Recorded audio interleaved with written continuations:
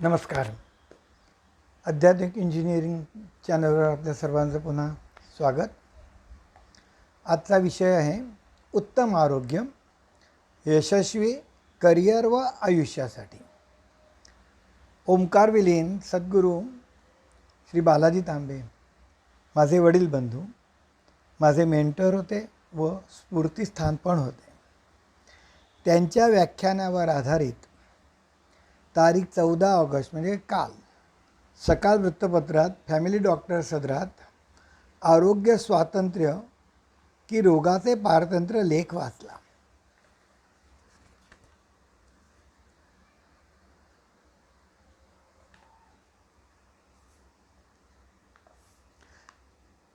सद्गुरू बालाजी तांबे हे आयुर्वेदाचार्य असल्यामुळे शरीरशास्त्रावर आधारित लेख लिहिणे, व्याख्यान देणे हा त्यांचा अधिकार होता.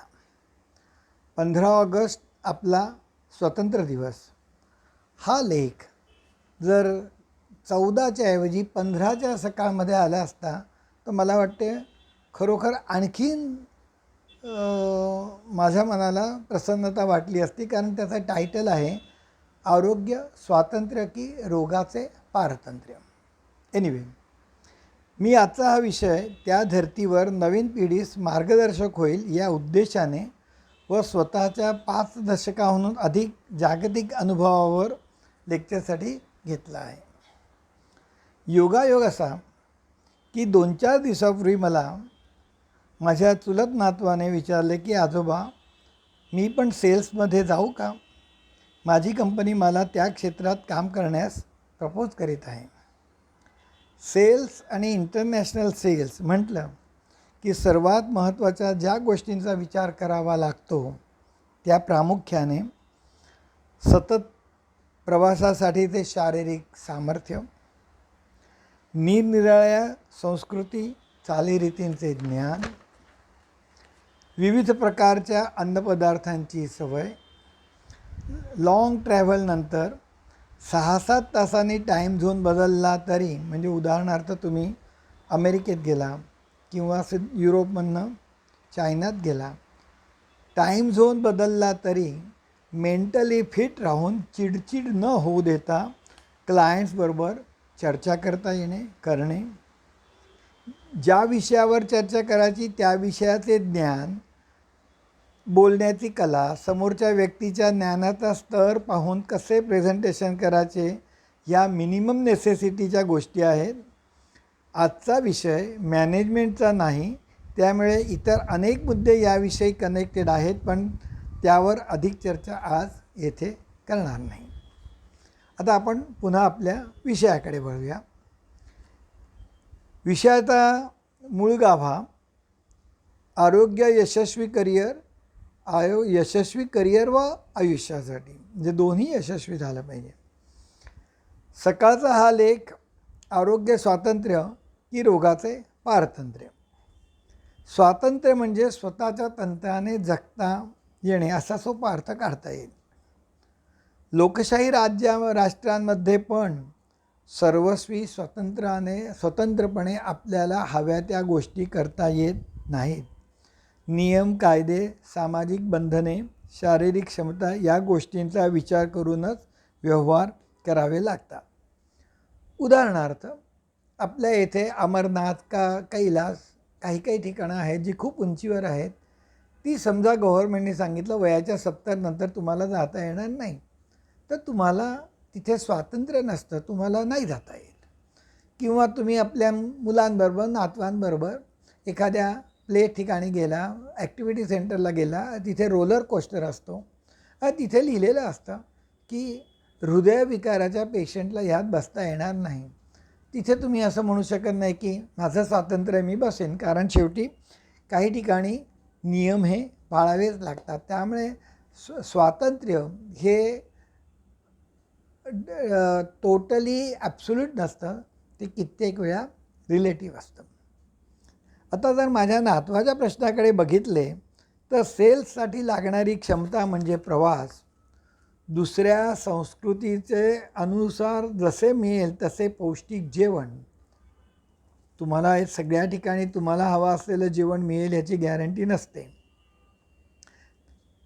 आवाजावरचे प्रभुत्व, वाणीची स्पष्टता वगैरे. जर एखाद्याला येथून अमेरिकेत किंवा जापानला जाऊन प्रेझेंटेशन करायचे असेल तर 4 तासात थकवा येणे, बसलेल्या घोगऱ्या आवाजात डिस्कशन करून चालेल का? नाही चालणार. म्हणजेच तुमच्या पैशांनी तुम्हाला जे खायचे ते खाण्याचे स्वातंत्र्य तुम्हास असले तरी तसं ते करता येत नाही. स्वतःच्या पचनशक्तीनुसार विमानात, हॉटेलात खाण्यापिण्यावर नियंत्रण ठेवावे लागते. ते जर ठेवले नाही तर तुम्ही रोगाच्या पारतंत्र्यात जाता व तुमची बिझनेससाठी असलेली खेप फुकट जाते. याच गोष्टी तुम्ही टुरिझम म्हणून गेला तरी त्याला लागू पडतात. कारण 15-20 दिवसाचा जर प्रवास असेल तर तुम्हाला तिथे जाऊन दुसऱ्या दिवशी आजारी पडलात तर तुमच्या सगळा पैशाचा व्यय होतो आणि तुम्हाला कुठल्याही प्रकारची एन्जॉयमेंट करता येत नाही. म्हणजेच खाण्याचे स्वातंत्र्य हे देखील डिपेंडंट असते. एक माझा छोटासा अनुभव सांगतो की मी खूप ठिकाणी फिरायचो आणि बऱ्याच वेळा 8-10 तास डिस्कशन चालायची. तर माझ्या मित्रमंडळींबरोबर किंवा क्लायंटबरोबर मी समजा रेस्टॉरंटमध्ये गेलो तर मी कुठलंही थंड पेय पीत नसे. थंड अल्कोहोलिक असो का थंड नॉन अल्कोहोलिक असो. आणि त्याचं मेन कारण काय होतं की असं नव्हतं की मला कधीच थंड आवडत नव्हतं, पण ज्या उद्देशाने आपण जात आहोत, कंपनीने आपल्याला समजा 5,000-8,000 किलोमीटर दूर डिस्कशनसाठी पाठवलं तर तिथे गेल्यानंतर तुम्ही तुमच्या पूर्ण क्षमतेने ते काम पार पाडले पाहिजे.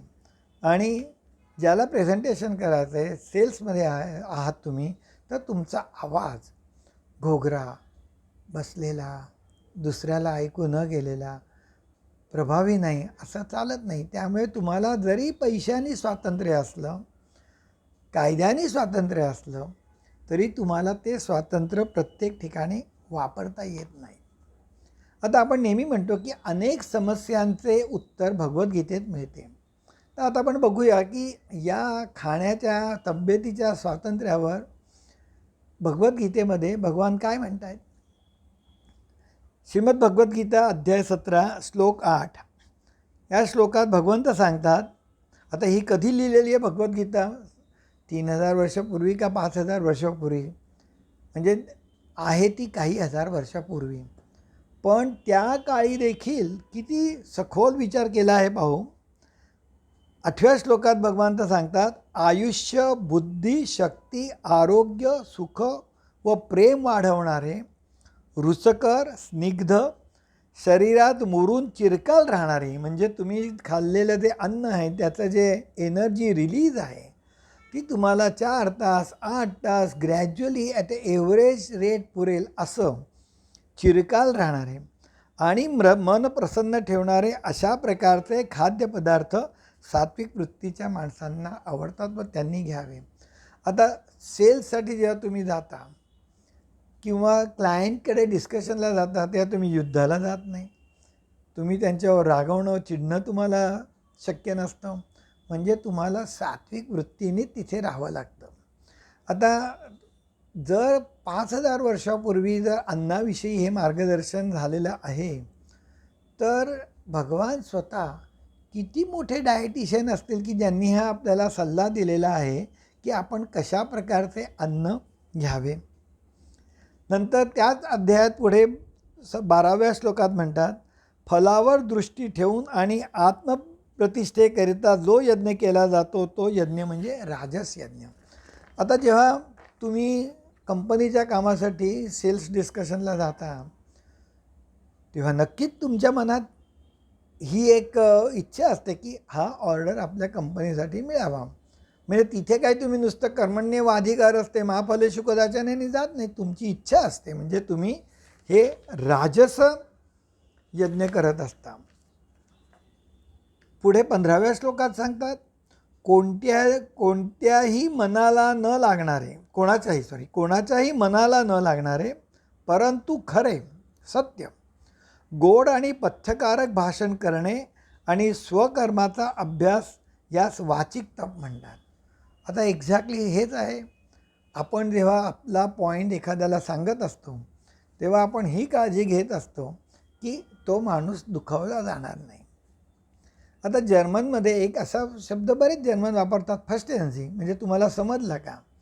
आम्ही एका तुर्कीला डिस्कशनला गेलो होतो. तो एक माझा जर्मन कलिग होता. तो एक दोनदा म्हणाला you have to understand, you have to understand. मी तर आता तो काय की डायरेक्ट ट्रान्सलेशन करत होता. मी ताबडतोब माझ्या मित्राला लिहून शेजारी बसल्याला कळवलं, डोंट यूज धिस फ्रेज, कारण क्लायंटला असं वाटेल की त्याला काही कळत नाही का.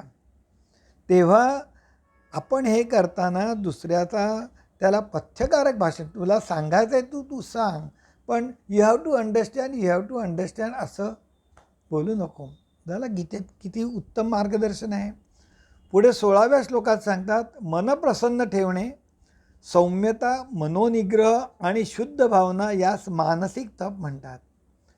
म्हणजे एकंदरीत जर पाहिलं तर 17व्या अध्यायात भगवान केवढे मोठे मॅनेजमेंट गुरु होते आणि त्यांनी किती 5000 वर्षापूर्वी आपल्याला ज्या टिप्स दिलेल्या आहेत त्या आपल्याला इथल्या नॉर्मल आयुष्यात देखील किती उत्तम प्रकारे वापरता येतात आणि त्याचा उपयोग करून घेता येतो हे लक्षात येतं. म्हणजे थोडक्यात काय की भौतिक आणि आध्यात्मिक किंवा फिजिक्स आणि मेटाफिजिक्स हे एकमेकांशी संलग्न जोडलेले आहेत, कॉम्प्लिमेंटरी आहेत. जेव्हा एखाद्याला वाटतं की मी सगळ्या गोष्टी फिजिकल लेवलला बघतो तर ते शक्य नसतं. एखादा म्हणतो मी फक्त ॲस्ट्रल किंवा स्पिरिच्युअल लेवलला किंवा मेटाफिजिक्स लेवलला बघतो, तेही शक्य नसतं. दोन्हींची सांगड घालून त्या गोष्टीतनं आपण आपली कार्य केली तर ती किती उत्तम प्रकारे यशस्वी होतात. विषय चालू झाला आहे सेल्सचा. आता आपण थोडं मानसशास्त्राकडे वळूया. मानसिक कौटुंबिक स्वास्थ्याकडे बघायचं झालं तर सततचा प्रवास, त्यात तब्येत उत्तम ठेवणे, संसाराच्या जबाबदाऱ्या पार पाडणे हे वाटते तितके सोपे नाही. कारण तुम्ही 8 दिवसाचा प्रवास करून आला तरी तुमच्या घरच्यांना तुमच्याविषयी कित्येक अपेक्षा असतातच. कित्येक वेळेस आपल्याला वाटतं आपल्याला सामाजिक स्वातंत्र्य आहे, पण आपण काही क्षण पारतंत्र्यात असतो. उदाहरणार्थ एखाद्या क्लायंटबरोबर अचानक कॉल येतो की कॉन्ट्रॅक्ट फायनलायझेशनला या किंवा फायनल निगोशिएशनला या. It's a question of now or never, do or die अशी कंडिशन असते आणि त्याच वेळेस कुठल्या तरी नातेवाईकाचं कार्य किंवा काहीतरी उत्तम प्रसंग किंवा दुसऱ्या टाईपचा प्रसंग असतो. आता इथे तुम्हाला नेहमी बॅलन्स करायला लागतो की मला आत्ताच्या घटकेला काय आहे, माझं स्वातंत्र्य आहे, मी ही मीटिंग टाळू शकतो का मला मीटिंगला गेलं पाहिजे आणि माझ्या नातेवाईकांना समजवलं पाहिजे की बाबा आत्ता मी या कार्याला येऊ शकणार नाही. अशा अनेक गोष्टी जी भगवद्गीतेमध्ये तुम्ही जो जो विषय घ्याल त्या त्या विषयावर तुम्हाला समर्पक उत्तरं मिळतात असा माझा अनुभव आहे. थोडक्यात सारांश काय, उत्तम शारीरिक, मानसिक व आध्यात्मिक आरोग्य हे यशस्वी करिअर, कंटेनमेंट म्हणा, समाधान म्हणा, तृप्ती, संतोष याची गुरुकिल्ली आहे. आता हीच गोष्ट जॉब चेंज करताना बघा बऱ्याच गोष्टींचा विचार करावा लागतो. एखाद्या इंजिनियरने अनेक वर्ष AC मध्ये बसून काम केलं असेल. आता त्याला असं वाटलं की आपण सॅच्युरेट झालो, आपण जॉब बदलायचा आणि तो एखाद्या अशा प्लांटवर जायचा विचार करतो की जिथे गरमी आहे, धूळ आहे, कटकट आहे, मग टार्गेटचा स्ट्रेस आहे, प्रोडक्शनचा असो किंवा इतर कुठल्या गोष्टींचा असो. तर कल्चर निराळं असतं. कधीकधी माणूस देश सोडून जातो, दुसऱ्या देशात जातो. तर या सगळ्या गोष्टी ज्या असतात त्या आपल्याला स्वास्थ्यात खूप त्रासदायक असतात.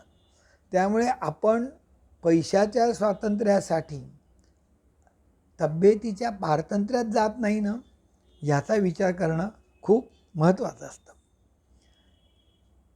कारण नाहीतर आपण आरोग्याच्या स्वातंत्र्यातून रोगाच्या पारतंत्र्यात सहज प्रवेश करतो. मग याच्यासाठी काय करायला लागतं, आपण ऑफिसात करत असतो स्वॉट ॲनालिसिस, म्हणजे माझी स्ट्रेंथ काय, माझा विकनेस काय, मला अपॉर्च्युनिटी काय आहे, काय थ्रेट्स आहेत, या सगळ्याचा विचार केला आणि मग निर्णय घेतला तर आपल्याला तब्येतीचं स्वातंत्र्य आणि रोगांपासून दूर राहायचं, या दोन गोष्टी एकत्रितपणे करता जरूर येतात आणि आपल्याला आपलं आरोग्याचं स्वातंत्र्य अबाधित ठेवता येतं. आता मी हे तो लेख आणि हे माझं लेक्चर कनेक्शन करायचं याचं कारण काय की कित्येक वेळा आपण बघतो की एक प्रिन्सिपल एकच असतं, ॲप्लिकेशन निराळे असतात. उदाहरण घ्यायचं झालं तर मी फ्रिक्शन किंवा घर्षणाचं घेईन. सगळ्यांचा अनुभव आहे. परवाच्या लेक्चरमध्ये सांगितलं, हवेत ह्युमिडिटी वाढली की बिजागरं असतात दाराची, ती कर्र कर्र आवाज करतात कारण गंज लागलेला असतो, घर्षण वाढतं, आपण ऑइलिंग करतो. आपण काय करतो, तिथे घर्षण कमी करतो. पण त्याच्याच उलट ओल्या रस्त्यांवर जाण्यासाठी कार आपली स्लिप होऊ नये म्हणून अशा प्रकारचे टायर्स घालतो की त्याने घर्षण वाढतं आणि कार स्टेबल राहते. तर एक मुद्दा असतो, एक विषय असतो, त्याच्या ॲप्लिकेशन्स निरनिराळे असतात. त्याचप्रमाणे मी हा विषय जे आरोग्य स्वातंत्र्य की रोगाचे पारतंत्र्य याचा एक एक्स्ट्रॅक्ट काढून काही लोकांना, यंग लोकांना, मिडल एज लोकांना जॉब चेंज करताना, सारासार विचार करताना आपल्याला बॅलन्स ठेवण्यासाठी आरोग्याचा काहीतरी मार्गदर्शक होईल या हेतूने हा जो व्हिडिओ केलेला आहे. मी जनरली सांगत नाही तुम्हाला आवडला असेल तर लाईक करा, सबस्क्राईब करा वगैरे, पण हा विषय खूप जणांना कनेक्ट होण्यासारखा असल्यामुळे तुम्हाला जर आवडला असेल तर तुम्ही जरूर तुमच्या सर्कलमध्ये ज्यांना ह्याचा फायदा होईल अशा लोकांना हा फॉरवर्ड करा. सगळ्यांना उत्तम आरोग्याच्या शुभेच्छा. नमस्कार.